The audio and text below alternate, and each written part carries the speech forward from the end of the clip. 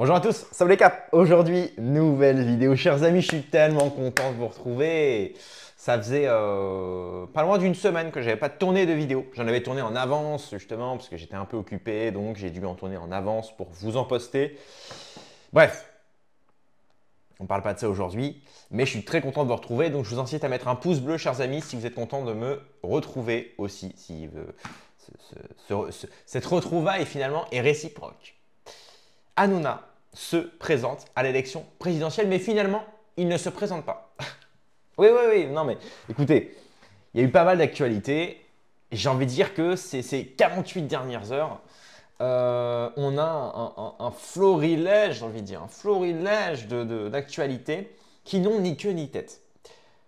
Hanouna, dans Valeurs Actuelles, il est malin, il a bien choisi, hein, annonce donc le 27 avril, si je ne dis pas de bêtises, qu'il se présente. Voilà. Il n'a pas choisi n'importe quel magazine. Il choisit Valeurs Actuelles, qui est quand même un journal de droite. Ils ont aussi une chaîne YouTube, VA+, avec derrière, je crois, fut un temps, il y avait le petit Georges Streetwear. Enfin bref, globalement, c'était voilà, des gens de droite qui sont quand même pas forcément une droite identitaire. Pas nécessairement, mais une droite quand même droitardée, quoi. Voilà, la droite Lapierre, la droite Vincent Lapierre, si on devait la désigner. Et donc là, ce qui est intéressant, c'est que, bah, évidemment, on a envie de connaître son programme. Donc 2 jours après, il annonce son programme. Donc je vais vous le lire. Donc voici les principaux points du programme d'Hanouna. Donc SMIC à 2200, 2300, évidemment clairement pas possible. Des choses complètement irréelles. Bon, ce serait le rêve, hein, c'est sûr, un SMIC à 2200. Mais ça inclut effectivement que les patrons donc augmentent les salaires de leurs employés. Mais quand tu augmentes les salaires de tes employés et que derrière tu es toujours écrasé par les charges patronales, par la TVA, par le coût de vie même moyen, de la vie de manière générale, et notamment pour les patrons, notamment dans les entreprises, bah, ça n'est pas possible. Et lui-même, Hanouna disait lui-même que du côté des LFI, augmenter le SMIC à, je ne sais plus, 1700, je crois qu'il voulait l'augmenter, il a dit que ce n'était pas réalisable. Et lui, maintenant, il veut faire 2200. Bon. Donc création d'un Guantanamo à la française, regroupement de ministères et un super pôle à Paris, donc centralisation globalement, réduction de 30% du nombre de députés, ce qui est pas bête, hein. Ce serait moi, il n'y aurait que 3 députés, hein, voilà. Le reste, ça retourne au travail, hein, voilà. France Travail direct. Baisse des indemnités parlementaires, suppression de la TVA sur les produits de première nécessité, ce qui n'est pas bête non plus. Bref, globalement, allègement massif des charges, donc comme je vous l'ai dit, on allège les charges des patrons pour pouvoir augmenter les SMIC derrière. En fait, finalement, ça va revenir au même, c'est-à-dire que la grosse taxation que le patron ne payera plus, ça va servir à finalement augmenter ses employés. Donc lui, finalement, ne se met pas tant d'argent de ça dans la poche. Pas de Frexit, mais renégociation des traités, bref, voilà. Donc là, c'est assez intéressant parce que finalement, dans les grandes idées, on apprend qu'il se présente, qu'il a. Évidemment, ça, c'est un programme utopiste. C'est utopique, c'est le rêve, hein. Un SMIC à 2200, plus d'immigration, disons, parasitaire. Il faut toujours en avoir, évidemment, un minimum, parce qu'il y a des gens qui sont utiles à la France. Mais là, disons, réduction massive, Guantanamo à la française, donc je suppose aussi qu'au niveau de la justice, ce sera peut-être quelque chose de plus dur. Mais tout ça, ça n'existe pas, ça n'existera jamais d'ailleurs. Tout ça, ça n'existera jamais. Parce que la justice est pervertie, évidemment, elle est de mèche avec les politiciens. Le grand patronat français, lui, est indemnisé de certaines choses que le petit patron de PME et de TPE ne peut pas échapper, etc., etc. Donc, évidemment, tout ça, c'est le rêve, mais ça n'est pas réalisable. Ça n'est pas réalisable. Et d'ailleurs, pour un programme réalisable, je vous conseille de regarder ce que dit Asselineau. À ce propos-là, Asselineau, il a un programme qui est réalisable. Quelque chose qui est déjà plus sensé, disons. Bref. Donc, vous avez cliqué sur cette vidéo, évidemment, pour entendre Dieudonné, qui réagit donc à la fausse candidature présidentielle de Cyril Hanouna. Et on reviendra d'ailleurs après sur Hanouna qui s'explique sur son élection.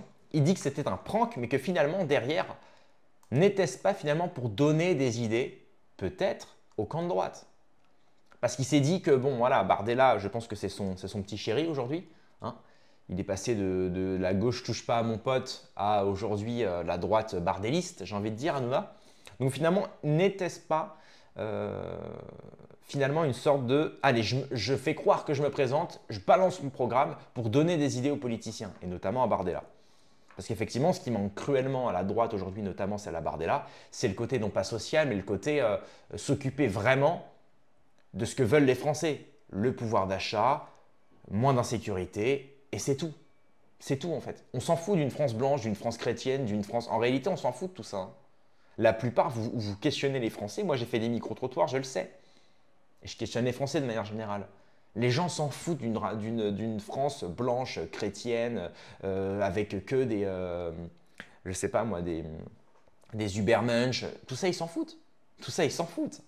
Ils veulent pas le retour d'un national-socialisme. Ce qu'ils veulent, c'est simplement moins d'insécurité, pouvoir marcher à 23 heures sans avoir cet esprit de peur quand on passe devant une banlieue. Et de l'autre côté aussi, pouvoir peut-être se faire plaisir dans le divertissement, dans la nourriture, pouvoir manger des choses de qualité, etc., etc. C'est tout. C'est tout en réalité. Et globalement, 90% des gens qui regardent mes vidéos, c'est la même chose. Hein. C'est la même chose franchement. On en a juste marre de bosser pour au final mettre 80% de notre salaire dans le loyer, dans des charges, dans de la TVA, ceci, cela, pour au final se retrouver avec des miettes. Des miettes qu'on va foutre dans quoi en plus? Des vêtements achetés en Chine, enfin qui viennent de Chine, de la bouffe qui a été exportée d'Hollande et de je ne sais d'où, de Turquie. Ben voilà en fait, c'est ça la réalité. Bref. J'arrête de digresser. Hanouna, candidat à l'Élysée. Après Zelensky, chef de guerre, tout semble permis pour ceux qui financent le grand divertissement démocratique. C'est l'aboutissement en fanfare de 2 décennies de décadence, de vulgarité et de mépris du peuple. Rions. Souvenez-vous, Zelensky, qui faisait du piano avec sa teub, il est comme arrivé président. Il est comme arrivé président de l'Ukraine.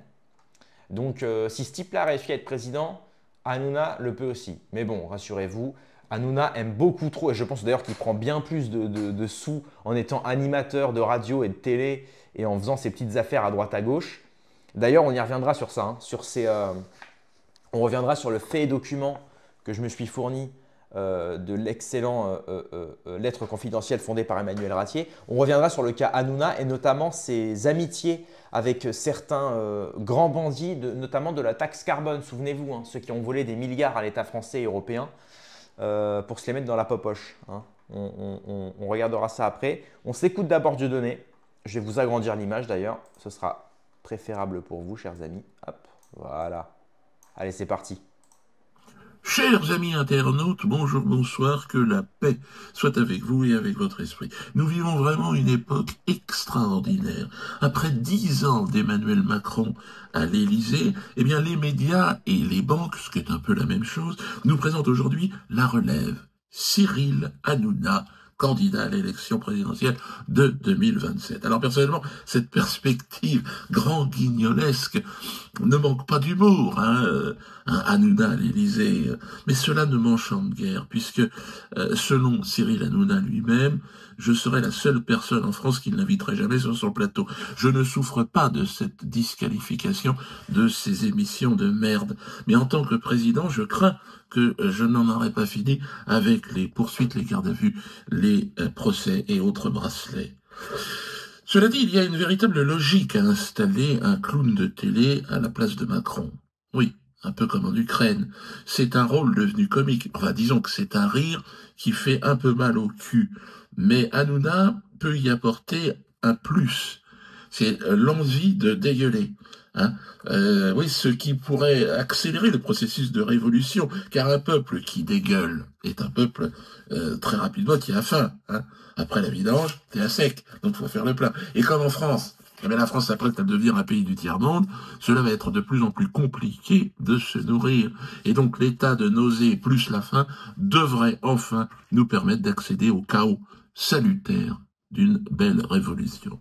Parviendrons-nous à faire l'économie de quelques décapitations, 2-3 pattes cassées, j'en doute, enfin, espérons-le. Hanouna président, ça ne me choque pas finalement. C'est dans la continuité. On entérine avec clarté la séquence de la vulgarité, une vulgarité assumée, une vulgarité fière, fanfaronne, ce sera odieux, n'en doutons pas, mais cela aura le mérite de tout faire exploser. Un second tour Hanouna, Bardella, vous imaginez? La gauche devrait se trouver un acteur porno trisomique pour essayer de créer la surprise. Quant à moi, je serai sur mon chemin de croix en tournée, là dans le nord de la France, l'île Valenciennes ce week-end. Super. Voilà, donc Dieudo, hein, toujours présent, toujours à l'affût, toujours sur le terrain, j'ai envie de dire. Il dit des choses assez sympathiques, hein. Bon, évidemment, là maintenant, sa vidéo, finalement, est un petit peu dérisoire quand on sait qu'Hanouna, c'était une blague ce qu'il avait dit. Et d'ailleurs, le plus marrant, c'est qu'il y avait eu bon, après, les sondages sont souvent truqués, hein, vous le savez, mais il y a eu des trucages, lapsus. Il y a eu des sondages qui sont sortis suite justement à cette annonce d'Hanouna. Il y a comme 10% des Français qui sont prêts à voter pour lui, hein. Donc, et puis j'ai envie de dire, en fait, faut comprendre que, souvenez-vous, quelques années en arrière, regardez l'époque de la picouse. Regardez le nombre de gens qui se sont soumis à l'attestation, qui se sont soumis au pass vaccinal, qui se sont soumis à la picouse, etc., etc. Moi, je ne leur en veux pas à ces gens-là, hein. Effectivement, dans une société où on te vend la liberté de consommer, la liberté d'aller au restaurant, ben voilà, c'est sûr que tu n'as pas envie de peut-être rompre ce plaisir parce que tu ne sais pas quand est-ce que ça se finira, cette pandémie. Bon, ok. Mais il faut quand même pas oublier ça. Donc après, c'est même plus étonnant de se dire qu'il y a une partie des Français qui sont prêts à voter Hanouna. Quand tu sais que c'est les mêmes qui se sont vaccinés, quand c'est les mêmes qui... Enfin, voilà, c'est logique. Ça paraît logique. Donc maintenant, on va s'écouter donc Hanouna qui revient, hein, sur évidemment ce prank, hein, cette petite boutade de sa part, qui n'était finalement pas une si mauvaise idée, vous allez le voir.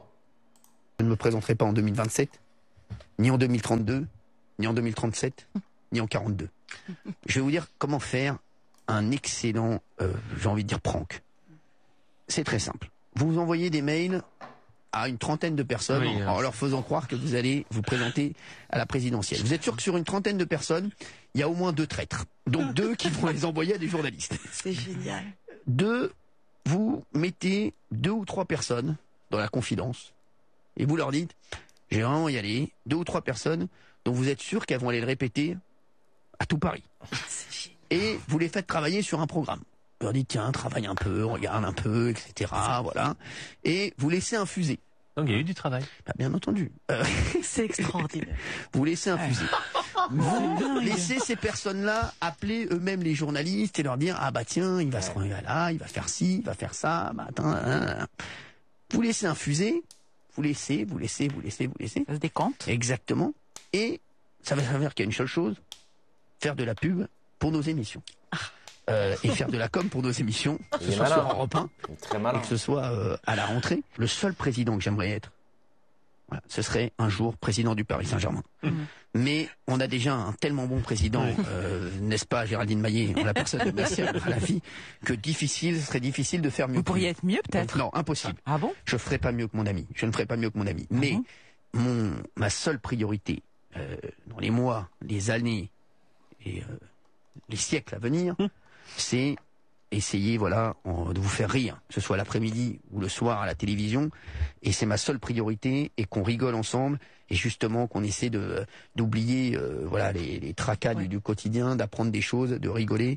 Et c'est vrai que voilà, ma priorité, c'est d'être encore présent pour vous, que ce soit à la radio ou à la télé. Donc voilà, c'est la priorité. Donc voilà, donc en gros, il nous fait comprendre que Hanouna, en fait, il a envoyé quelques messages à des mecs dont il savait que ces gens-là n'allaient pas tenir leur langue, disons.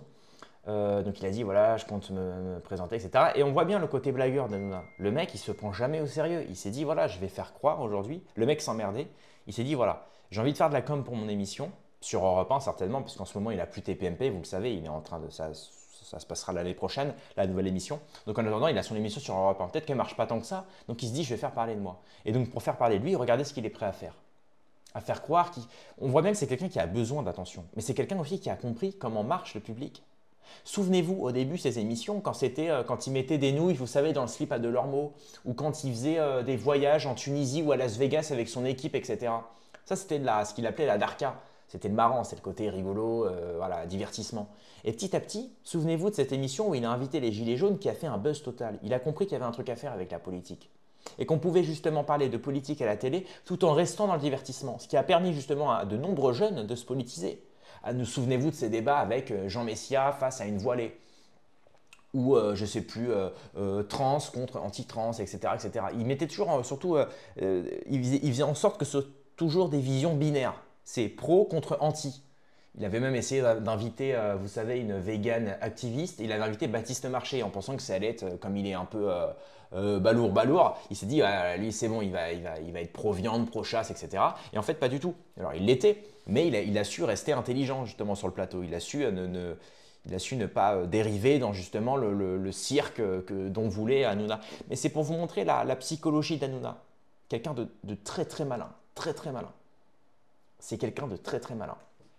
Et donc pour finir cette vidéo, je voulais justement tirer justement donc, de la lettre confidentielle faits et documents sur Hanouna. Alors il y a plusieurs choses différentes. Voilà, on sait qu'il a des liens avec Michael Youn, voilà, c'est marqué un petit peu, etc. D'autres personnes. Mais moi, ce qui m'intéresse, c'est une chose. C'est donc la page 7 sur le portrait de Hanouna. Donc voilà, on dit effectivement qu'il a refusé certaines œuvres de Martin Bouygues pour rester chez Bolloré, qu'il est en... Voilà, il a vendu ses parts de Banijé, souvenez-vous, hein, Banijé, l'entreprise qu'il avait avec Stéphane Courby. Bref, tout ça c'est sympa, mais le plus intéressant c'est celle-là. Dans les derniers seigneurs de Paris, quand la PJ traque les frères Ornec, donc c'était, souvenez-vous, pendant l'affaire Carbone. Frédéric Ploquin et Michel Marie ont raconté comment les Ornec, famille de gitans sédentarisés à Montreuil, s'étaient liés au milieu affairiste juif parisien avec lequel la voyoucratie manouche a pris l'habitude de flirter, de salles de jeu en recouvrement de dettes, d'arnaques à la TVA, en entourloupe fiscale. Dans ce milieu qui le fascine, Cyril Hanouna n'hésite pas à s'afficher avec l'escroc mardoché Marco Mouli. Souvenez-vous, Marco Mouli, hein, c'était donc une des têtes, disons, de la taxe carbone. Il avait été invité sur le plateau de TPMP, il avait fait le buzz, souvenez-vous, parce qu'il disait, voilà, j'ai des milliers d'euros, j'ai des millions d'euros enterrés dans le désert, voilà, j'ai fait 8 ans de prison, la France m'a volé mon temps, etc. Oui, bah t'as volé de l'argent, mec, hein, donc j'ai envie de te dire. Et donc évidemment, il faisait le buzz parce qu'il était énormément dans l'extravagance, vraiment le mec. Et il était d'ailleurs sur les reportages concernant la taxe carbone. Les gens parlaient toujours de Marco Mouli comme d'un génie, d'un type qui peut venir à la banque et qui peut arriver à convaincre des banquiers de lui donner plusieurs milliers, voire millions d'euros, parce que c'est quelqu'un qui arrive énormément à jouer de sa personnalité. Il arrive facilement finalement à rentrer dans le cerveau des gens, une forme d'ingénierie sociale hein, finalement. Donc c'est intéressant. Sauf que lui, il s'en sert pour des mauvaises choses. C'est un petit peu, vous savez, comme quand... c'est un peu comme si dans un grand dessin animé, le personnage du mal apprenait tous les codes de la société pour justement se servir de ces codes de la société pour justement user du mal et s'en servir. Bon, voilà, c'est un peu ça, hein, Marco Mouli finalement. Et donc là, il y a marqué, voilà, pour la bar mitzvah de son fils, parce que Marco Mouli évidemment est très pratiquant. Donc pour la bar mitzvah de son fils, Marco Mouli voit grand. Lui qui, enfant, récupérait les dattes invendues sur les marchés et les enduisait de miel pour les revendre plus cher, loue pour son garçon le showcase, la discothèque installée sous le pont Alexandre III, avec Cyril Hanouna en guest star. Donc c'est pas rien. On peut se dire Hanouna, il a invité Marco Mouli sur son plateau TPMP. Oui, bah, il l'a juste invité parce qu'il fait du buzz, tout comme il a invité Gérard Fauré, tout comme il a invité je ne sais qui. Bon, voilà. Eh non, là, c'est pas rien. Quand tu invites quelqu'un à la bar mitzvah de ton fils, c'est comme chez nous, les chrétiens, tu invites quelqu'un à ton mariage ou à ton baptême. Bon, c'est pas rien. T'invites pas n'importe qui, t'invites pas le fou du bus ou le fou du village.